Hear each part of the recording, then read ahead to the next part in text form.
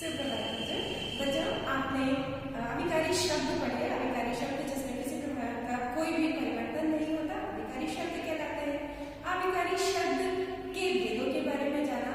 सबसे पहला भेद क्रिया विशेषण, दूसरा संबंध बोधक और तीसरा समुच्चय बोधक। आज आप उसका अगला भेद पढ़ने जा रहे हैं। अपने मन के भावों को व्यक्त करने के लिए जब हम सामने वाले के सामने अपने मन के भावों को बोल करके व्यक्त करते हैं तो बड़े ही आसानी से व्यक्त कर लेते हैं, है ना। जैसे अरे वाह, बहुत अच्छी धुन निकली है। देखिए अभी मैंने जो बोला उसमें कितनी आसानी से आपने पहचान लिया होगा कि मैंने अपनी खुशी को व्यक्त किया। वैसे ही हम अपने मन के भाव को व्यक्त जब करते हैं तो सामने वाले के समक्ष हम बोल करके बहुत अच्छे से व्यक्त कर देते हैं। लेकिन अब हम लिख करके उसे कैसे व्यक्त करें? तो लिख करके जब जिन शब्दों का प्रयोग करते हैं हम अपने मन के भावों को व्यक्त करने के लिए, उसे हम विस्मयादिबोधक अभिकारी शब्द के नाम से जानते हैं। इसमें विस्मयादिबोधक अभिकारी शब्द कौन से होते हैं? जो हर्ष, शोक, लज्जा, घृणा, विस्मय, चेतावनी आदि को व्यक्त करते हैं। विस्मय का अर्थ मतलब आश्चर्य। जब हम अपने इन भावों को व्यक्त करते हैं, मन के भावों को व्यक्त करते हैं के लिए जो शब्दों का प्रयोग होता है वो आपके विस्मयादिबोधक शब्द कहलाते हैं। ये कौन कौन से होते हैं? जैसे हाय, अरे, वाह, शाबाश, हाँ हाँ, छी छी, ठीक। ऐसे बहुत से शब्द होते हैं जो विस्मयादिबोधक शब्दों के अंतर्गत आते हैं। उदाहरण के तौर पर, अरे तुम यहाँ भी आ गए। देखिए यहाँ पर हमने मन के भावों को व्यक्त किया और शब्द का प्रयोग किया अरे।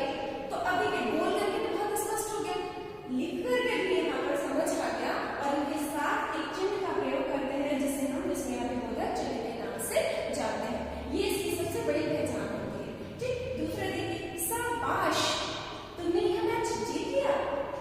अच्छा, अब घर चलते हैं। सावधान, सम्राट पधार। तो इस तरह से कुछ ये आप विस्मयादिबोधक कुछ शब्द हैं जिनका प्रयोग उदाहरण के माध्यम से मैंने आपको बताया है। ये विस्मयादिबोधक चिन्ह जिनके माध्यम से शब्द जिनके माध्यम से हम अपने मन के भावों को व्यक्त करते हैं। अब इसके बाद जो अभिकारी शब्द का अगला जो भेद है उसके बारे में जानते हैं। अगला भेद है आपका निपात। पांचवा भेद, निपात क्या होते हैं? बच्चों, निपात वे शब्द या पद होते हैं जो किसी भी शब्द या पद के बाद लग करके उस पर विशेष बल देते हैं, ठीक। जैसे कौन कौन से शब्द होते हैं? जैसे तो, ही, भर, मात्र, लगभग। इन शब्दों का हम प्रयोग दिन भर में 50 बार करते हैं।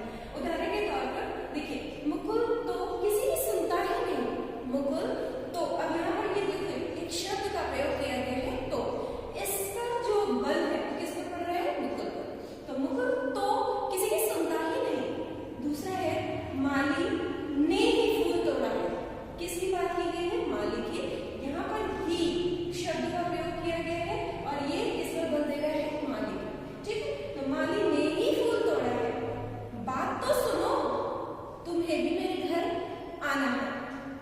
ऐसे बहुत से शब्द हैं जिनका प्रयोग हम शब्द वाक्य में करते हैं और वे हमारे जो वाक्य होते हैं उन पर कुछ शब्दों के साथ उनके अर्थ पर बल देते हैं, ठीक है। तो ये आपका आखिरी भेद था। अभिकारी शब्द के सारे भेद पूरे हो चुके हैं। अब आपको करना क्या है, आप एक बार फिर से